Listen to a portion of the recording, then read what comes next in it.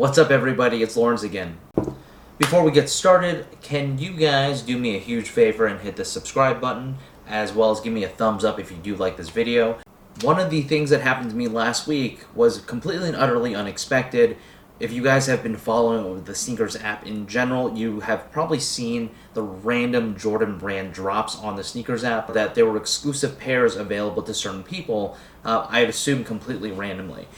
The exclusive access to a pair of sneakers that I really want to see in person. I've never seen them before, and that's a Homage to Home Air Jordan 1. For those that don't know, the exclusive access basically gives you access to a shoe for a certain amount of time.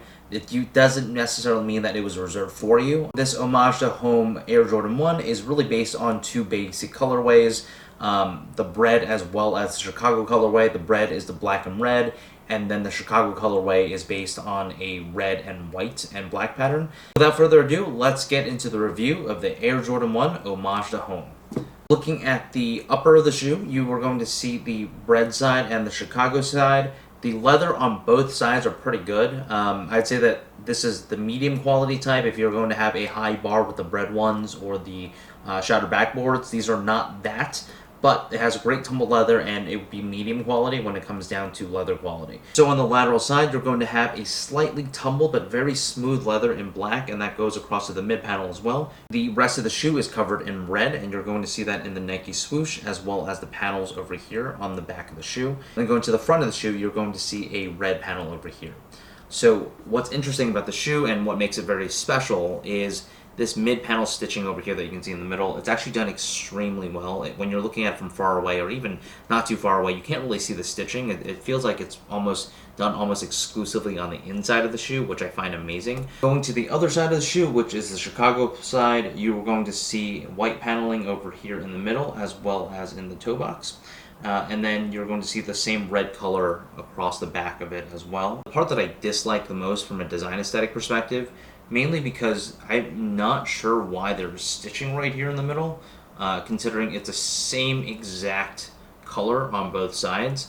So I'm not sure why Jordan decided to do that. I really wish they didn't, because it would have made the shoe look a lot cleaner in the back. What I do like in terms of the tiny details is this front part. So that tongue is really, really awesome in that the Chicago side is white, and then the red side, and then the bread side is black. But what I really like is this little detail of the Nike Air in that middle area also being similarly colored to the respective shoes in their original colorways. So it's kind of cool. If you look at the on feet that I will have later on, the tongue is actually really, really tall. So I actually didn't expect it to be this tall. I'm not really sure why. So if you had this, looking at this, I'm going to pull the shadows over here. Look at the difference there. It goes up probably like another, almost like an inch, maybe half an inch, 3/4 of an inch to probably less than an inch, but still. It goes up really, really high. I don't really like that aesthetic because it makes it look really chunky as well, but that is what it is. So what are my thoughts on this shoe? I like the bread colorway. Actually, after seeing the bread on here, I kind of want it a little more. I don't have a pair. So for the most part, these kind of remind me of Harley Quinn. If you guys don't know who that is a DC character, a jester type person. It's a really, really sexy girl character, and usually she's split right down in the middle in this really red and black base color scheme.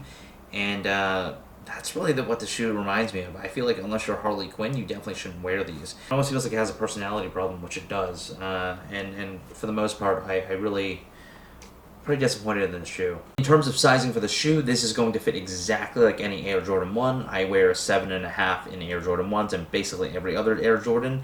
And I went 7.5 here, and it totally works here. From a comfort perspective, it's exactly the same as any other Air Jordan 1. If you've worn a pair, haven't worn a pair, they're extremely flat-footed, not the most comfortable shoe. You don't feel an air unit that's over here, so it is an Air Jordan, so there is an air unit, an air pocket on the inside, on the back heel, but you never feel that. So most of the comfort really comes from either the insole or the flat-footedness. But for most people love the Air Jordan 1 aesthetic more than the comfort. So if you're going to go after this pair, it's pretty sweet in terms of uniqueness, but definitely not a pair of shoes that's good for me. So you'll see that in a second in terms of how they look on feet. You're either going to love them or you're going to hate them based on their uniqueness. So that's it. Until next time, this is the Air Jordan 1 Homage to Home in the bread and Chicago colorway. Until next time, peace.